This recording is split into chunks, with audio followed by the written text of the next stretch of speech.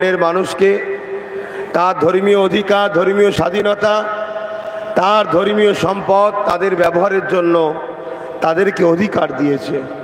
কিন্তু আজ কেন্দ্র সরকার সংখ্যাগরিষ্ঠতার জোর দেখিয়ে সংবিধানকে মান্যতা না দিয়ে তারা জোর করে এই আইনটা তৈরি করেছে, যে আইনের মধ্যে সর্বপ্রথম অনেক ভয়ানক ভয়ানক আইন সংশোধনের নামে এনেছে। যার মধ্যে একটা হলো যে ওয়াকাফ, যেটা আজকে দীর্ঘ হাজারো বছর ধরে চলে আসছে, এই ওয়াকাফ সম্পদের মধ্যে কোনো অমুসলিম কিন্তু এই কমিটির মধ্যে নাই। কেন্দ্র সরকার সেই জায়গাতে আজকে অমুসলিমকে এই কমিটির মধ্যে রাখার জন্য চেষ্টা করছে। এখানে যদি আমি এইটুকু কথা বলি তাহলে হয়তো আমার অমুসলিম ভাইয়েরা তারা দুঃখ প্রকাশ করতে পারে যে সর্বধর্মের গণতান্ত্রিক দেশে যদি অমুসলিমরা থাকে তার সমস্যা কিসের। ব্যাপারটা ঠিক তেমন নয়, ব্যাপারটা একটু খুলে বলতে লাগে। কিন্তু আকাশের পানি তো মাথার উপরে ঝিরঝির করে ঝরে যাচ্ছে। যখনই প্রোগ্রাম করি আমি, হয় খুব রোদ হয় নয় পানি হয়, জানি না মহান স্রষ্টার আমার উপরে কি পরীক্ষা আছে।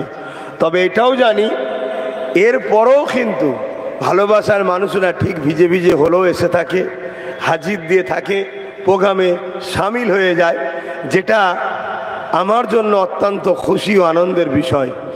তো যাক, এই যে অমুসলিমদেরকে ঢুকানো হচ্ছে, অ্যাকচুয়ালি অমুসলিম বলতে কেন্দ্র সরকার তার লোককে ঢুকাতে চাইছে, বিজেপির লোককে ঢুকাতে চাইছে। উদ্দেশ্য এই ওয়াকাফকে যাতে করে দখল করা যায়। এর পাশাপাশি আরেকটা কথা আপনাদের জেনে রাখা দরকার, আমাদের সমাজে কেন্দ্র সরকারের লোকেরা এত মিথ্যা প্রচার চালাচ্ছে যে মুসলমানদের যদি ওয়াকাফ থাকে তাহলে হিন্দু ভাইদের কিছু নেই কেন। শোনেন, প্রত্যেকটা ধর্মের মানুষেরই ধর্মীয় কোনো না কোনো ট্রাস্ট আছে। যেমন হিন্দু ভাইদের দেবত্ব সম্পদ বা এমন করে টেম্পল অ্যাক্ট বলে তাদের বিভিন্ন সংস্থা রয়েছে, যেমন পুরী মন্দির রয়েছে, কেদারনাথ আছে, বিভিন্ন জায়গায় তেনাদের দেবত্ব সম্পত্তি তার টেম্পল অ্যাক্টের মাধ্যম দিয়ে সেই সম্পদকে পরিচালনা করা হয়। সেই সম্পদের যে কমিটি হবে সংবিধান অনুযায়ী তাদেরও কমিটির মধ্যে লিপিবদ্ধ আছে যে কোনো অহিন্দু এই কমিটির মধ্যে থাকতে পারবে না। কথাটা বুঝলেন আপনারা? যেমন মুসলমানদের মধ্যে লেখা ছিল যে কোনো অমুসলিম থাকতে পারবে না, ঠিক তেমন হিন্দু ভাইদের টেম্পল অ্যাক্টের মধ্যে লেখা আছে কোনো অহিন্দু থাকতে পারবে না। তারা তাদের যে ধর্মীয় যে সম্পদ, ধর্মীয় ম্যাটার যখন, সেখানে হিন্দু ভাইয়েরা তারা তাদের ধর্মীয় প্রতিষ্ঠান ধর্মের লোকেরা পরিচালনা করবে, এটা তো স্বাভাবিক। তাই তেনারা যে লিখেছে যে অমুসলিম অহিন্দু থাকতে পারবে না, হিন্দু হলে তবেই কমিটিতেই থাকবে, এটা তো তেনারা যুক্তিসঙ্গতই করেছে, ভুল তো কিছু করেনি। কেন, এটা তাদের ধর্মীয় বিষয়। ঠিক তেমন খ্রিস্টান ভাইদের তাদের ধর্মীয় ট্রাস্ট আছে, শিখ ভাইদের আছে, আদিবাসীদের আছে জল জঙ্গল, এভাবে সবার রয়েছে। কিন্তু সবারটাতেই লিপিবদ্ধ আছে যার যার, যেমন খ্রিস্টান ভাইদের তাদের যে ট্রাস্ট আছে ওই ট্রাস্টে লেখা আছে এখানে খ্রিস্টান ছাড়া অন্য ধর্মের লোক এই ট্রাস্টের মধ্যে থাকতে পারবে না। ঠিক তেমনই ওয়াকাফ মুসলমানদের ধর্মীয় প্রতিষ্ঠানকে পরিচালনা করার যে সিস্টেম, সেই ওয়াকাফের মধ্যেও ছিল এতদিন ধরে। দীর্ঘ বছর দেশ স্বাধীনতা হয়েছে, কংগ্রেস আমল 62 বা 65 কম বেশি বছর চলছে, বা বিছখানে আরও অনেক সরকার এসেছে, কখনো কেউ এইটা করেনি সংবিধানের বিরুদ্ধে গিয়ে যে মুসলিমদের ওয়াকাফ ট্রাস্টে অমুসলিমকে রাখতে হবে। এটা কেন্দ্র সরকার করার একটা ষড়যন্ত্র। এখানে অমুসলিম মূলত বলার উদ্দেশ্য কেন্দ্র সরকার তার লোককে ঢুকাবার পরিকল্পনা করছে। সুপ্রিম কোর্টে যখন কেস যায়, সুপ্রিম কোর্টের বিচারপতি বলেছিলেন যদি ওয়াকাফে অমুসলিমকে ঢুকাতে হয় তাহলে অন্য অন্য ধর্মীয় ট্রাস্টে মুসলমানকে কি ঢুকানো হবে? কেন্দ্র সরকারের যারা উকিল ছিল তাদের মাথা হ্যাট হয়ে গিয়েছিল, তারা কথা বলতে পারেনি। তারা বলেছে এই বিষয়টা এখন তাহলে থাক, এই বিষয়টা নিয়ে আমরা করব না চর্চা। দ্বিতীয় আরো কি ভয়ানক তথ্য দিয়েছে এটা আমাদের জানতে হবে। ওয়াকাফটা হলো আমাদের ধর্মীয় সম্পদ, যেমন ওয়াকাফ হলো ভারতের মুসলমানদের আধার কার্ড, ভোটার কার্ড, প্যান কার্ডের থেকেও বড় সার্টিফিকেট হলো ভারতে মুসলমান হাজার হাজার বছর ধরে আপনারা আছেন। আপনার প্যান কার্ড কে বলবে এটা জাল, আধার কার্ড কে বলবে জাল, আপনার ভোটার কার্ড কে বলবে জাল।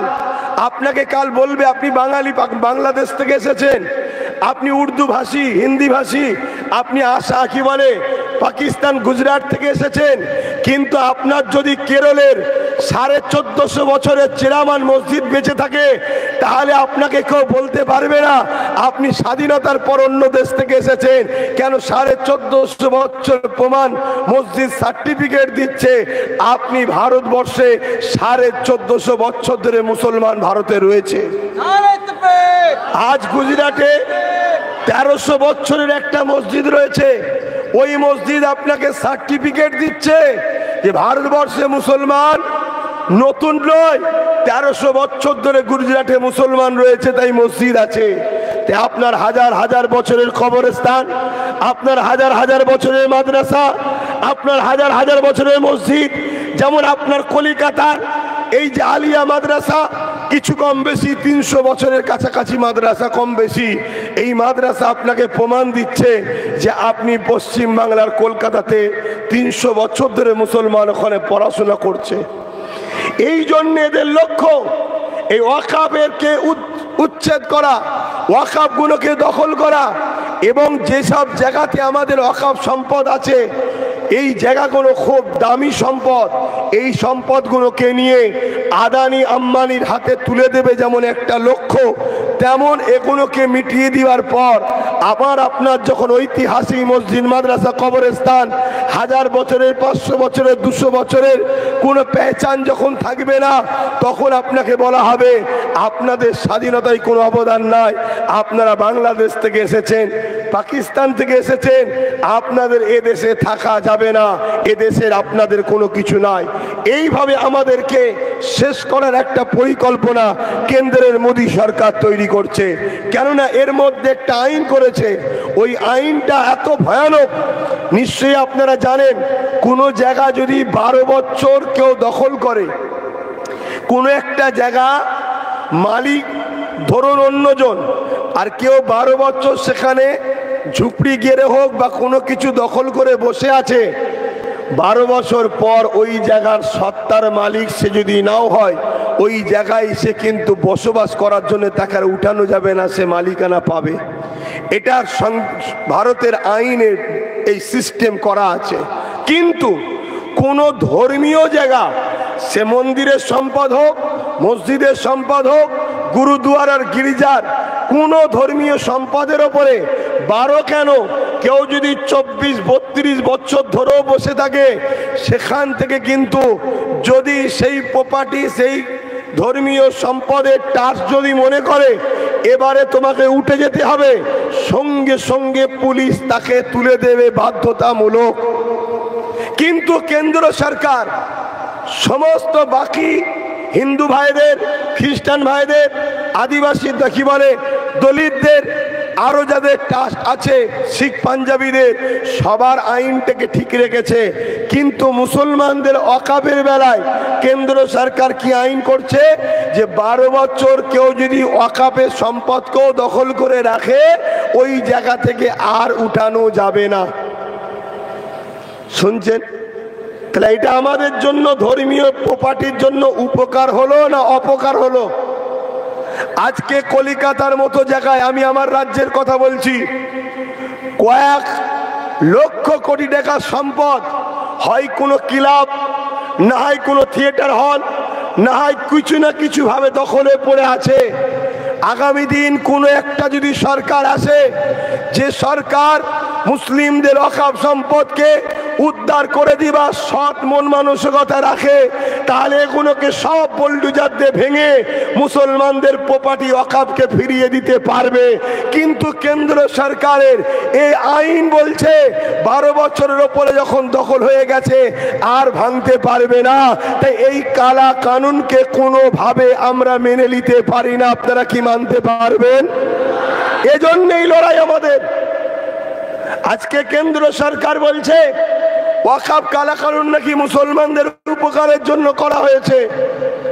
আগেকার সময় আইন ছিল কেউ যদি ওয়াকফকে তছনছ করে, ওয়াকফকে কেউ যদি নষ্ট করে বা ওয়াকফ সম্পদকে কেউ যদি ক্ষতি করে, তার জন্য আইন রয়েছে, ব্যবস্থা রয়েছে, 6 বছরের জেল হতো। কেন্দ্র সরকার এসে আইন করে দিয়েছে কেউ যদি ওয়াকফকে নিয়ে ভুল ভ্রান্তি করে, তছনছ করে, তাহলে তার জন্য মাত্র 6 মাস জেল হবে। এটা উপকার করলো না অপকার করলো? লোকের তো সাহস বেড়ে যাবে, আরে 6 মাস জেল খেটে আসবো, দখল করে এলে। ওজন কেন্দ্র সরকারের উচিত ছিল যদি মুসলমানদের ওয়াকফকে বাঁচাতেই চাইতো তাহলে আইন করা দরকার ছিল ওয়াকফ ধর্মীয় সম্পদ, এই ধর্মের উপরে আঘাত, ধর্মীয় সম্পদের উপরে যে আঘাত দেবে, আমি কেন্দ্র সরকার আইন করছি তাকে 12 বছর জেল দেবো, তাহলে জানতাম তুমি ভালো কাজ করছো। কেন্দ্র সরকার কখনো দেশের ভালো করেনি, শুধু মুসলমানদের পিছনে লাগেনি। আপনারা নিশ্চয়ই জানেন আমাদের ওয়াকফের বিরুদ্ধে 2025-এ কেন্দ্র সরকার বিল পাস করতে, কিন্তু 2023-এ আদিবাসী ভাই বোনেদের জল জঙ্গলের সম্পদকে তাদের হাত থেকে ছিন্ন করে নিয়েছে, নিয়ে জঙ্গল কেটে কেটে বড় বড় কর্পোরেটদের হাতে তুলে দিচ্ছে। জীব জন্তু পশু পাখি যেমন মারা যাচ্ছে, এই গাছপালা আমাদেরকে অক্সিজেন দেয়, জঙ্গল চলে যাওয়ার জন্য আমাদের আস্তে আস্তে ভৌগোলিক পরিস্থিতি আমাদের ধ্বংসের দিকে যাচ্ছে, দেশের ভারসাম্য নষ্ট হচ্ছে, গরমের তাপমাত্রা বাড়ছে, পানির সময় পানি হচ্ছে না। এই যে আজকে দুর্দশা আসছে, এর জন্য কেন্দ্র সরকার সেই জল জঙ্গলের সম্পদকে কেড়ে নিয়ে জঙ্গলগুলোকে কেটে আদিবাসীদের ঘরে আজকে তাদের স্থান, তাদের অধিকার থেকে বিচ্ছিন্ন করার চেষ্টা তারা চালিয়ে যাচ্ছে। তাই আমি আমার কওমকে, আমি আমার জাতিকে বলবো, সংবিধান যখন আপনাকে রাইট দিয়েছে, আপনার ধর্মীয় সম্পদ আপনার রক্ষণাবেক্ষণ করার দায়িত্ব আছে। আপনাকে যখন সংবিধান রাইট দিয়েছে, আপনার ধর্মের বিষয়ে কেউ হস্তক্ষেপ করলে তার ডিফেন্স করার, তার প্রতিবাদ করার আপনাকে যখন রাইট দিয়েছে, তাহলে পানি দেখলে হবে না, ঝড় দেখলে হবে না, রোদ দেখলে হবে না। যদি আপনি মসজিদের স্বার্থে, মাদ্রাসার স্বার্থে, কবরস্থান, ঈদগাহ স্বার্থে, আপনি যদি আপনার বাচ্চার ভবিষ্যতের স্বার্থে এবং ভারতবর্ষে আগামী নতুন প্রজন্মকে ইজ্জতের সঙ্গে বাঁচিয়ে রাখতে চান, তাহলে এই ঝড় পানি তুফানকে অপেক্ষা করে আগামী দিনে আন্দোলন আরো বৃহত্তর করতে হবে, আন্দোলন আরো চালিয়ে যেতে হবে। এই আন্দোলন যদি আপনি রুখে দেন, তাহলে আপনার বাবরি মসজিদের মতো এই ওয়াকফটাও লাগু হয়ে যাবে। বাবরি মসজিদের কেসটাও সুপ্রিম কোর্টে চলছিল, আমাদেরকে অনেকে বলেছিল কেস চলছে একটু খামোশ থাকো, আজও অনেকে আমাদের পরামর্শ দিচ্ছে সুপ্রিম কোর্টে কেস চলছে, আন্দোলনের কি দরকার? আরে আন্দোলন ভুলে গেলে, আন্দোলন বন্ধ হলে শুধু 6 ডিসেম্বর বাবরি মসজিদের কথা মনে করতাম। তাই তো সুপ্রিম কোর্ট সংবিধান বিরোধী একটা রায় সুপ্রিম কোর্টের জজ সাহেব দিয়ে চলে গেল, আস্থার উপরে রায় হয়ে গেল। এটা আমাদের গাফলতি। আজকে এই নতুন প্রজন্মকে কি দেবেন? এই নতুন প্রজন্ম কি পাবে? যদি আপনার কবরে না থাকে, আপনি কবর দেবেন কোথায়? হয়তো 2 দিন পর আপনার মা বাবাকে পুড়াতে হবে। প্রথমবার হয়তো পুরাতে আপনাকে একটু কষ্ট লাগলো, আস্তে আস্তে আপনাকে এই পুরানোটাই অভ্যস্ত করে দেবে। খেয়াল করে দেখুন, চাপে না পড়লেও হলো, ডাইরেক্ট না করলে হলো, ইনডাইরেক্ট আপনাকে ইসলাম থেকে ধর্মান্তরিত করে অন্যদিকে নিয়ে যাওয়ার পরিকল্পনা চলছে, ভারত সরকার করছে। আপনাকে বুঝতে হবে আমাদের সব থেকে বড় ঐতিহ্য হলো ওয়াকফ। ভারতবর্ষে কম বেশি 29 লক্ষ বিঘে সম্পদ, 29,000 লোক বিকে সম্পদ এই ভারতবর্ষে ওয়াকাফ রয়েছে। তাহলে সেই সম্পদ যদি আমাদের হাত থেকে ফসকে যায়, তাহলে আজ আমাদেরকে এই ভারতবর্ষে আমাদেরকে টিকে থাকতে দেবে না। যদি আমার সামনে আমার মসজিদ শহীদ হয়ে যায়, আমার সামনে যদি আমার মাদ্রাসা শহীদ হয়ে যায়, আমার সামনে যদি আমার কবরের ওপরে বোল্ডোজার দিয়ে ভেঙে সেখানে যদি বড় বড় shopping mall, cinema hall, theatre হয়ে যায়, তাহলে মুসলমান আগামী দিন তোমাদেরকে যখন গণহত্যা করা হবে, অন্য মুসলমান জাগবে বলে আমার মনে হয় না। যে মুসলমান তার মসজিদের জন্য জাগে নে, যে মুসলমান তার মাদ্রাসার জন্য জাগে নে, সে মুসলমান তার জাত ভাই মরলে জাগবে বলে আমার তো মনে হচ্ছে না। কেন আমরা দেখেছি এই ভারতবর্ষের পশ্চিম বাংলার রাজনীতি দীর্ঘদিন দেখে আসছি। মুসলমানদের মুসলমানকে খুন করানো হয়, মুসলমানকে দিয়ে মুসলমানকেই মারা হয়। যদি আজকে নিজের ভাইকে নিজের ভাই মারে, তাহলে মসজিদ মাদ্রাসার জন্য যদি আমরা না জাগি, তাহলে মনে হয় আমাদেরকে যখন গণহত্যা করবে আমার জাত কি এক হবে মনে হচ্ছে? এইটাই তো আমাদের বড় ইস্যু। তাই আজকে এই মঞ্চ থেকে আপনাদেরকে সজাগ করব। এখন আমাদের চিনার সময় এসছে কে আমাদের বন্ধু, কে আমাদের শত্রু। তাই উলামাদের থেকে শুরু করছি, প্রত্যেকে আওয়াজ তুলুন। প্রতিটা মসজিদের জুম্মার দিন ইমাম জানুন দুলাইন হলো এই ওয়াকাফ নিয়ে মানুষকে প্রতি জুম্মায় সজাগ করে, জাগিয়ে রাখে। দরকার আছে না নাই? আমার সঙ্গে কারা একমত হাত তুলে সাক্ষী দেন। দরকার আছে না নাই?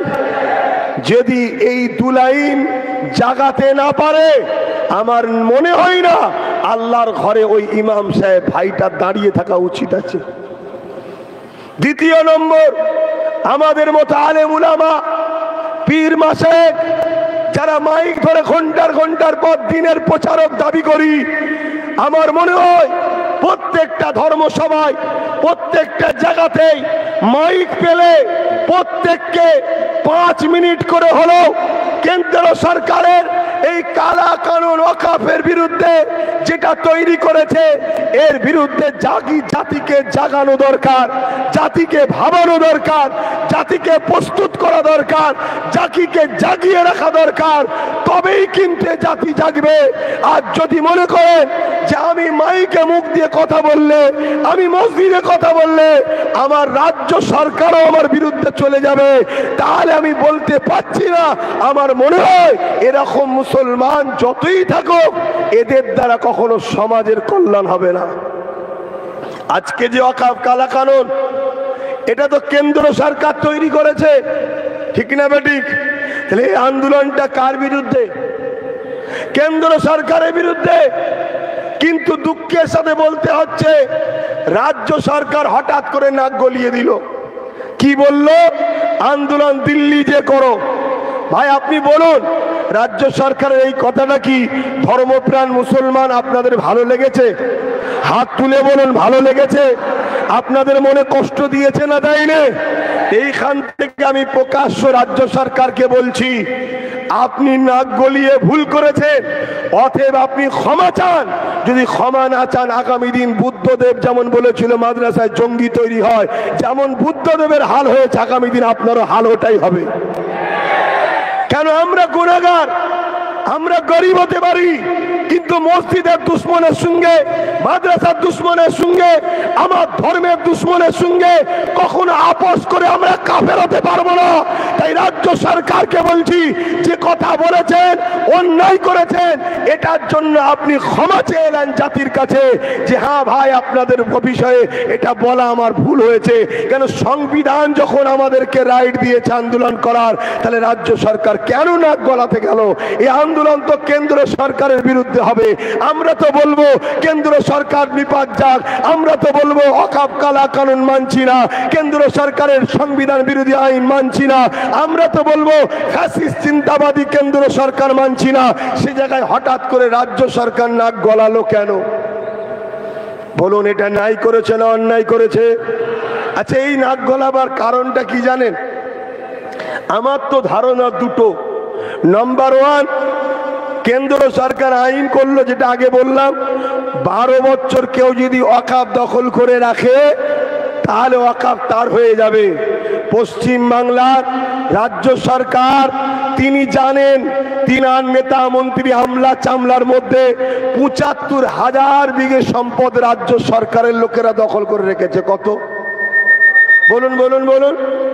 ৭৫,০০০ বিঘে সম্পদ রাজ্য সরকারের আমলা চামলারা দখল করে রেখেছে।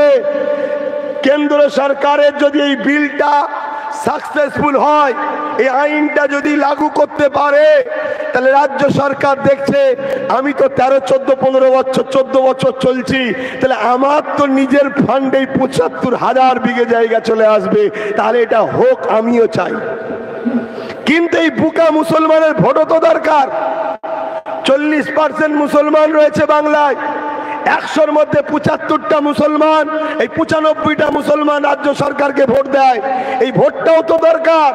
তাই প্রকাশ্য বলছে আমি থাকতে, কথাগুলো শুনবেন, আমি থাকতে বাংলায় ওয়াকফ লাগু হতে দেব না।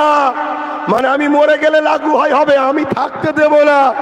এটাই তো টপ, এটাই তো টপ। তোরা আমাকেই ক্ষমতায় রাখ, ওয়াকফ লাগু হতে দেব না। ওদিকে অলরেডি পোর্টাল চালু হয়ে গেছে, উমিদ পোর্টাল বলে একটা চালু হয়ে গেছে। এদিকে কেস চলছে সুপ্রিম কোর্টে, কেন্দ্র সরকার সুপ্রিম কোর্টকেও বুড়াগুল দেখাচ্ছে। অলরেডি উমিদ বলে একটা পোর্টাল চালু করেছে, সেই পোর্টালের মধ্যে বলছে যার যা কাগজপত্র আছে, ডকুমেন্টস আছে, জমা দাও। আজ থেকে 100 বছর আগেকার কাগজ পাবেন কোথায়? 200 বছর আগের কাগজ পাবেন কোথায়?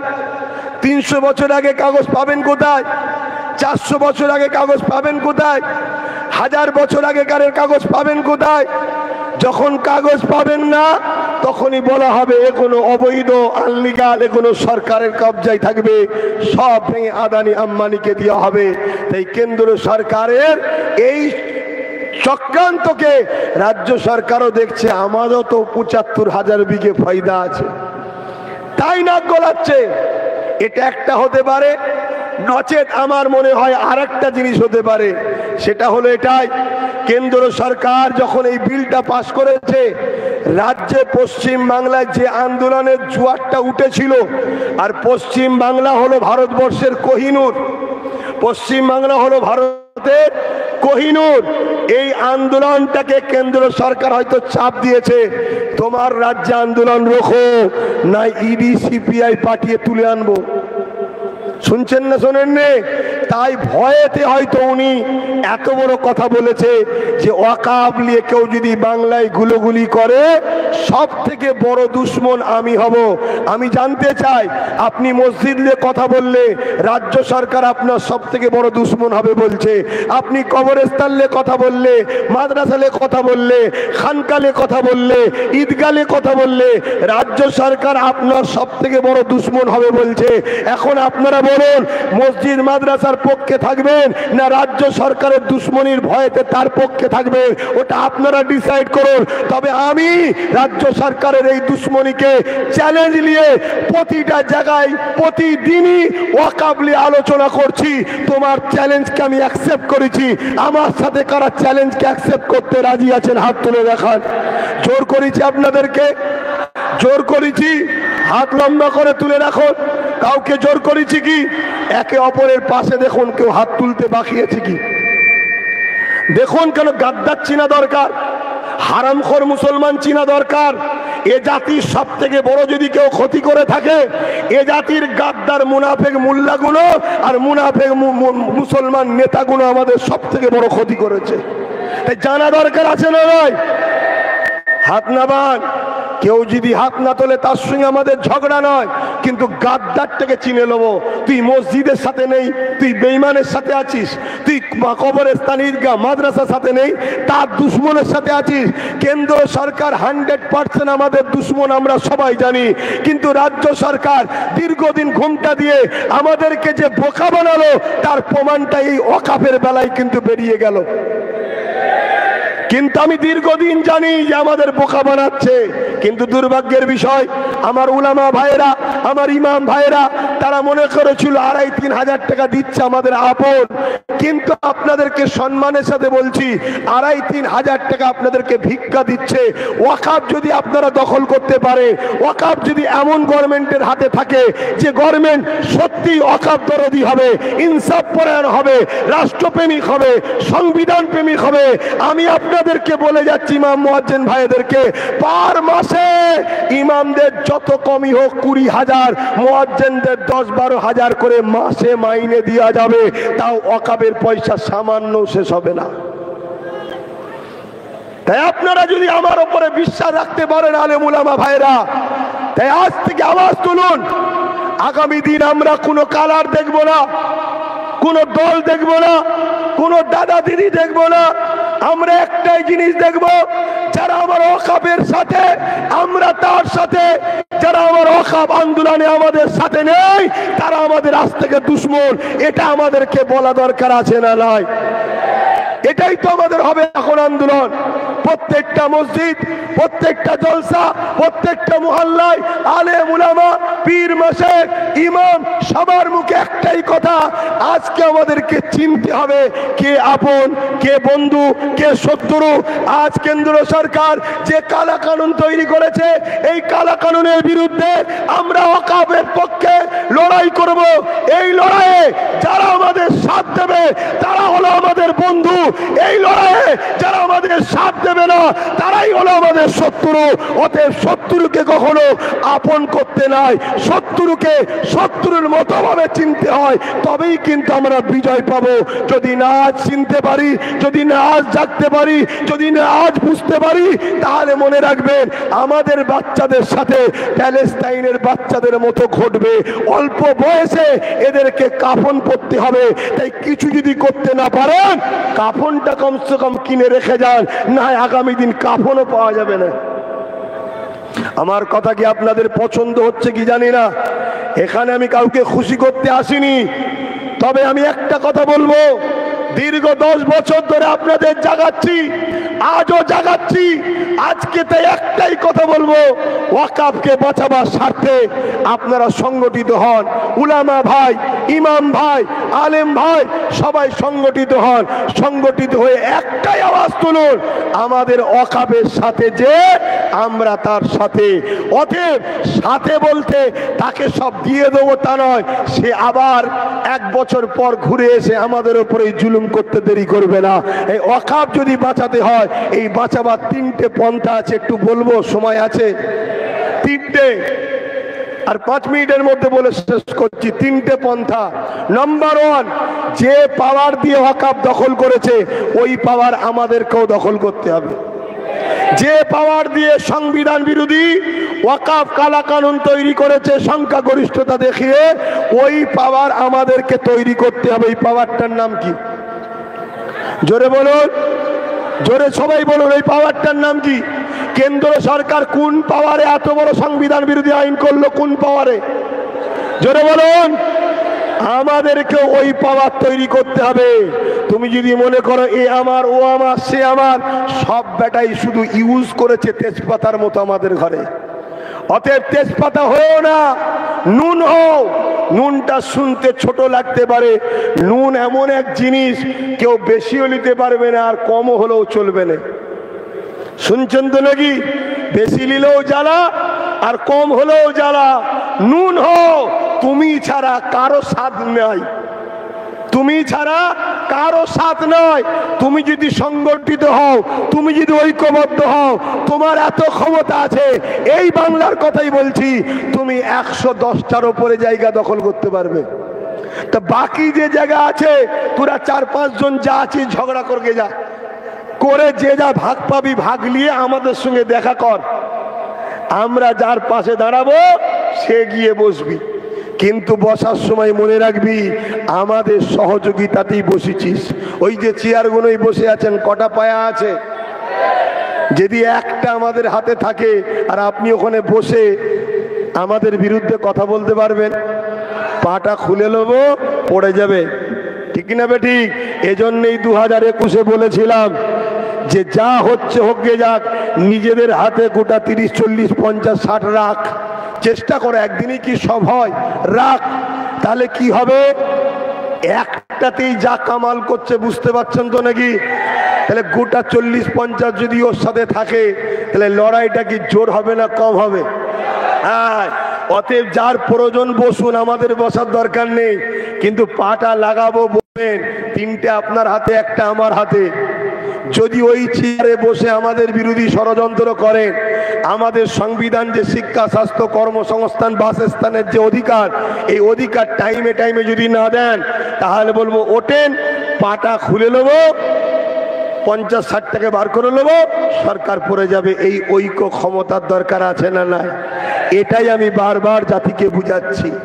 আসো আমার কম, আমার জাতি বোঝো, ভাবো, আর এটাও শোনো, তুমি আমি যদি আগাই, তোমার আমার পিছনে কয়েক কোটি, পুরো দেশ জুড়ে বলছি, আর রাজ্যের কথাই বলছি, কয়েক লাখ আদিবাসী আসবে, দলিত আসবে, পিছিয়ে পড়া অসহায় গরিবরা আসবে, তিলোত্তমা মায়ের বোনের মতো তার পরিবার অসহায়রা আসবে, আনিস খানের মতো পরিবাররা আসবে, আবু সিদ্দিকের পরিবাররা আসবে, এমন করে হাজার হাজার লাখ লাখ অসহায়রা তোমার আমার পিছনে আগিয়ে আসবে।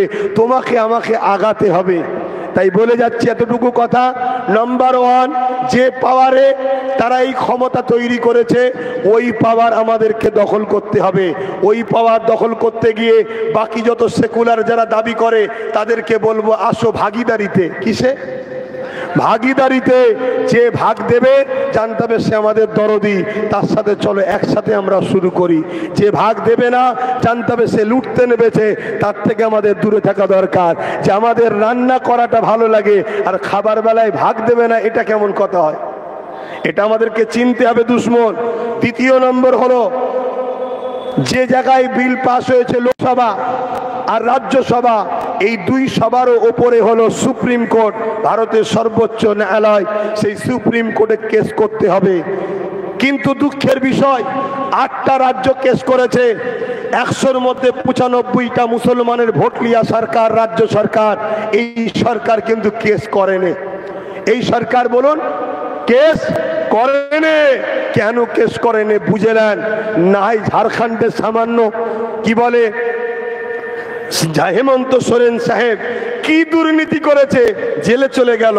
দিল্লির কেজরিওয়াল কি দুর্নীতি করেছে, জেলে চলে গেল। এখানে শিক্ষা থেকে শুরু করে সব জেলের মধ্যে এখনো বেঁচে আছে। কেন বুঝতে পারছেন না? সেটিং এ চলছে। তাই ইনি কেস করতে জাননে যা, কিন্তু যার বিরোধী মুসলমানরা করেছিলে সেই নওশাদ সিদ্দিকী কিন্তু কেস করে রেখেছে। যেন আল্লাহ কামিয়াবি করে, বলুন আমিন। তাহলে দ্বিতীয় নম্বর হলো সুপ্রিম কোর্ট। 3 নম্বর হলো কি, আন্দোলনকে বাড়াতে হবে, বাড়াতে হবে। যত আন্দোলনে মাথা বাড়বে, আর এই যে পানি বলে ছাওয়ায়, কাদা বলে আসবো না, এরকম করলে হবে না। এ তখন ট্রেনিং চলছে। এরপরে আমি শহরের দিকে যাব, এটা তো গ্রামগঞ্জে আন্দোলন করছি। এরপরে বুঝিয়ে বুঝিয়ে শহরে যাব, শহরের পরে পশ্চিম বাংলার রাজধানী কলকাতায় যাব, প্রয়োজন হয় ব্রিগেডে যাব। কি গো, আপনারা যাবেন তো নাকি? হাত তুলে বলুন, যাবেন তো নাকি? ধোকা দিচ্ছেন না তো? কেন?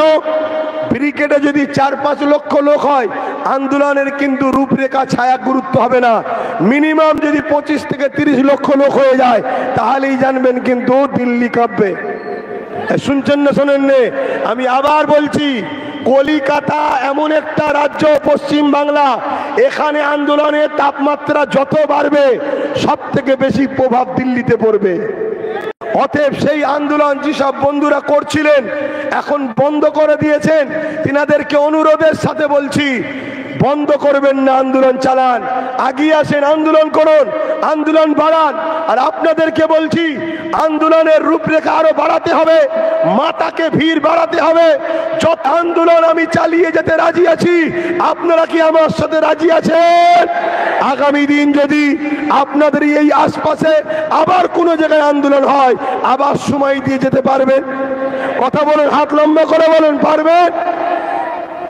যদি মনে করেন যে আব্বাস সিদ্দিকীর চিল্লাচ্ছে, চিল্লাকে যাক, আমরা একটু ঘরে ঘুমোই, মনে রাখবে আমার নিয়ে সমস্যা নয়, সমস্যা আপনাদের সব থেকে বেশি। মনে রাখবেন, ভারতবর্ষের নাগরিকের মধ্যে ক্যাটাগরি আছে, A B C D category আছে। আমি ট্যাক্স দিয়ে বসবাস করা ছেলে, ধর্মগুরুদের ট্যাক্স নাই আমিও জানি, কিন্তু আমি ট্যাক্স দিয়ে বসবাস করি কেন? এ ক্যাটাগরিতে আসবো বলে। আমি সেই এ ক্যাটাগরির নাগরিক। দ্বিতীয় নম্বর কথা, আমার পূর্বপুরুষের মধ্যে পীর আবু বকর সিদ্দিক রয়েছে, যিনি ফ্রিডম ফাইটার, স্বাধীনতা সংগ্রামী। অতএব সেই পরিবারের সন্তান। আমার আমি চিল্লাচ্ছি না, আপনারা বুঝুন আপনাদের সন্তানদের কি হবে। তাই 3 নম্বর হলো আন্দোলন বাড়াতে হবে। পাঞ্জাব সরকার কৃষকদের সাথ দিয়েছিল, তাই কৃষক বন্ধুরা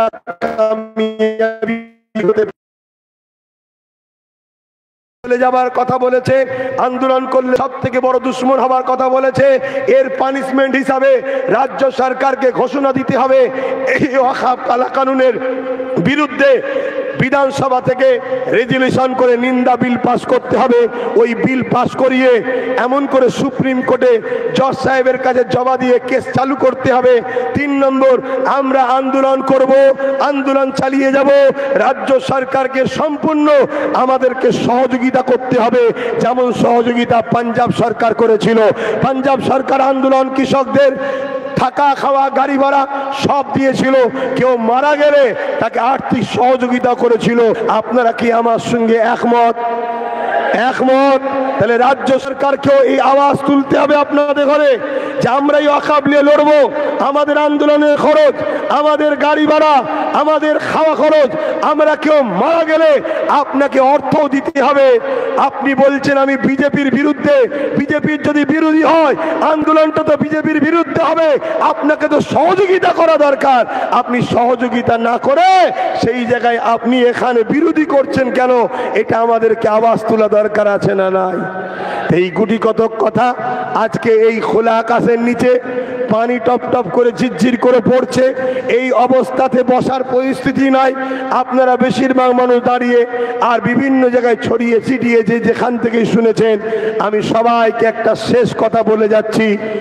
শেষ কথা হলো এটাই, আগামী দিন এই এত গাফলতি করলে হবে না, এভাবে গাফলতি করলে হবে না। আমাদের আন্দোলন আরো তীব্র বাড়াতে হবে, আরো জোরালো আন্দোলন করতে হবে। তাই গ্রামে গঞ্জে সব জায়গায় সজাগ করে আগামী দিন আমি শহরে, তারপরে কি বলে পশ্চিম বাংলার রাজধানী কলকাতাতেও আন্দোলন করব। আশা করছি আপনাদের ঘরে আমি পাশে পাবো। এই বলে আমি আজকের এই ক্ষুদ্র আলোচনাকে এখানেই সমাপ্ত করলাম। সুস্থ থাকুন, ভালো থাকুন। সকলকে একটা সংগ্রামী আন্দোলনে মুখী নারা দিয়ে আমি সকলকে বিদায় দিচ্ছি। সকলে আমার সঙ্গে বলুন ভারতবর্ষ। হাত তুলে বলুন ভারতবর্ষ। ভারতবর্ষের সংবিধান, ভারতবর্ষের সংবিধান, ভারতবর্ষের সর্বধর্মের মানুষের ঐক্য, ভারতবর্ষের সর্বধর্মের মানুষের ঐক্য। নারে দিবে ওয়াকফ কালা কানুন মানছি না, মানবো না। ওয়াকফ কালা কানুন মানছি না, মানবো না। কেন্দ্রে ফ্যাসিস্ট সরকার দূর হাটো, দূর হাটো। কেন্দ্রের ফ্যাসিস্ট সরকার মুর্দাবাদ, মুর্দাবাদ। নারে দিবে।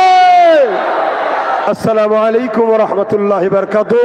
অনেক অনেক আপনাদেরকে আরো একবার আন্তরিক ভালোবাসা যে এই পানিতে আপনারা এসেছেন এবং ভিজে ভিজে প্রোগ্রামকে ধৈর্য ধরে শুনলেন।